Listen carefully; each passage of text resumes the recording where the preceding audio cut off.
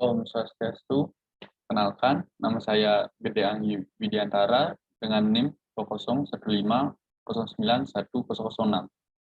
Pada kesempatan kali ini saya akan menjelaskan tentang arsitektur SITI mengenai primary base arsitektur development method.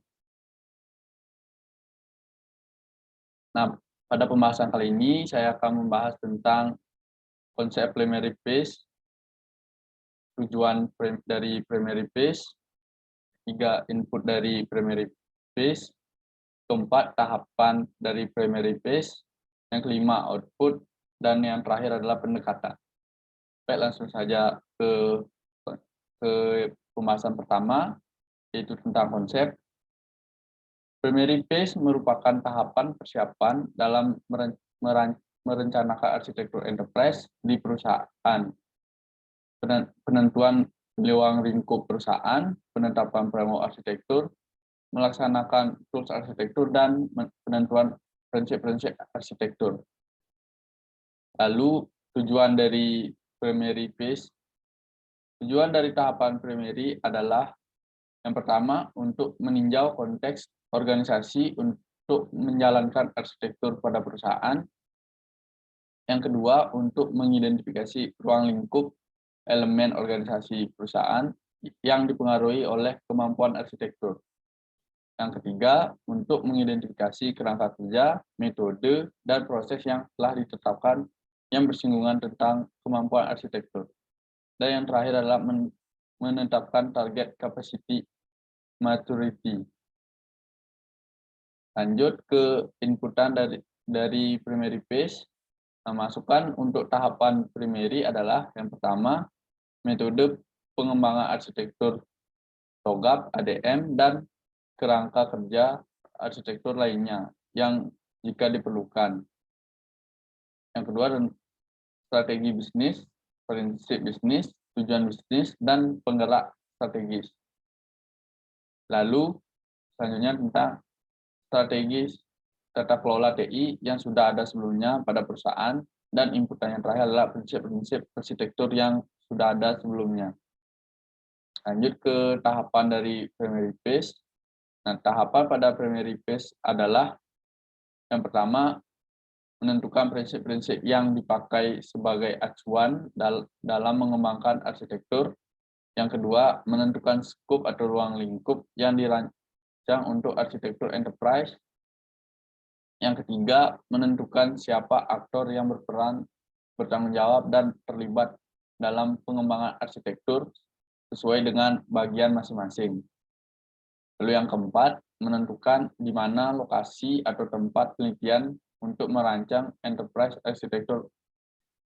Lalu yang kelima, menentukan alasan dasar dan utama mengapa melakukan penelitian dan perancangan arsitektur ini.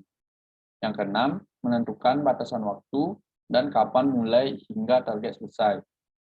Yang ketujuh, menentukan bagaimana merancang arsitektur dan merancang arsitektur. Yang ke-8, dalam hal ini menggunakan tool katalog. Lalu pembahasan yang kelima adalah output dari primary base. Keluaran untuk tahapan primary base adalah yang pertama, model organisasi untuk arsitektur perusahaan. Yang kedua, kerangka arsitektur yang disesuaikan terhadap perusahaan. Yang ketiga, repository arsitektur.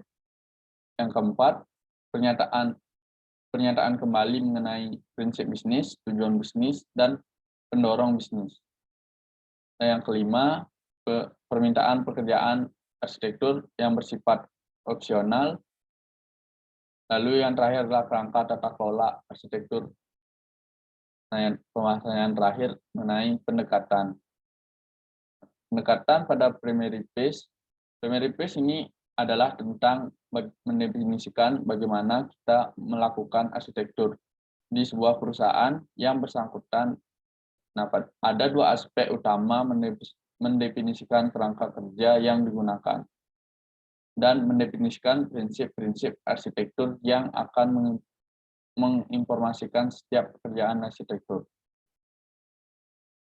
Aspek utama dalam primary phase ini adalah yang pertama mendefinisikan perusahaan, yang kedua mendefinisikan pendorong dan elemen kunci dalam konteks organisasi, yang ketiga mendefinisikan persyaratan untuk pekerjaan arsitektur, yang keempat mendefinisikan prinsip arsitektur yang akan menginformasikan pekerjaan arsitektur apapun.